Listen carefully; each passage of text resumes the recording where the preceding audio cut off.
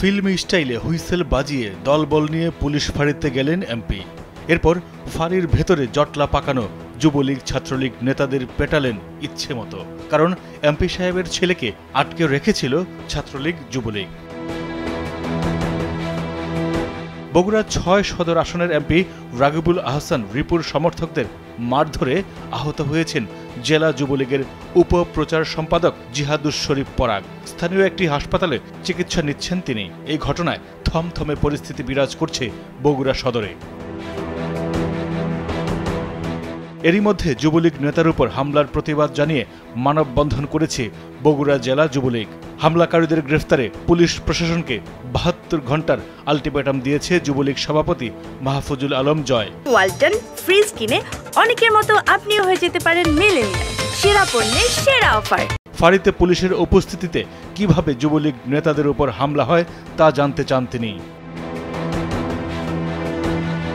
রোববার রাত ১১টায় বগুড়া সদর পুলিশ ফাঁড়িতে এমন ঘটনা ঘটলেও রহস্যজনক কারণে মুখ খুলছে না পুলিশ প্রশাসন। বারবার যোগাযোগ করেও বক্তব্য পাওয়া যায়নি কর্মকর্তাদের। বগুড়া শাহজাহানপুর উপজেলা ছাত্রলীগের সভাপতি ভুক্তভোগী রাকিবুল ইসলাম রঞ্জু জানান, তার পায়ের উপর মোটরসাইকেল তুলে দেন শিবগঞ্জ উপজেলার পিরবে ইউনিয়ন পরিষদের চেয়ারম্যানের ছেলে আবির। এই ঘটনায় মোটরসাইকেলের চাবি কেড়ে নেওয়াকে কেন্দ্র করে মূলত বাধে বিতণ্ডা।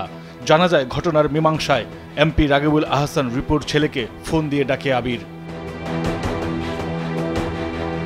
কিছুক্ষণের মধ্যে ঘটনাস্থলে মোটরসাইকেলের বহর নিয়ে উদয় হয় এমপির ছেলে প্রতীত আহসান, সাথে কিশোর গ্যাংয়ের ১৫-২০ জন।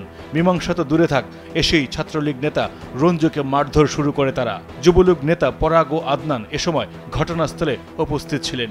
উত্তেজনা টের পেয়ে দুই পক্ষকে ফাঁড়িতে নিয়ে যায় টহল পুলিশ। পুলিশ ফাঁড়িতে ছেলেকে আটকে রাখার খবরে ক্ষিপ্ত হন এমপি রাগিবুল আহসান রিপু। কিছুক্ষণ পরেই ফাঁড়িতে গিয়ে পুলিশের সামনেই ছাত্রলীগ ও যুবলীগ নেতাদের বেধড়ক পেটাতে শুরু করে এমপির সমর্থকরা। এরপর বীর দর্পে নিজের ছেলেকে উদ্ধার করে নিয়ে যান এমপি রিপু।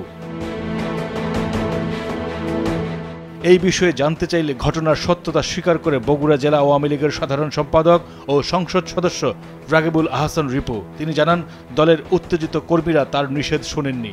মারধরের মতো অনাকাঙ্ক্ষিত ঘটনার জন্য দুঃখ প্রকাশ করেন এই এমপি। এদিকে বগুড়া সদর সার্কেলের অতিরিক্ত পুলিশ সুপার শরাফত ইসলাম ঘটনাস্থল পরিদর্শন করলেও সাংবাদিকদের এড়িয়ে যান তিনি। মাইদুর রহমান রুবেল, কালবেলা।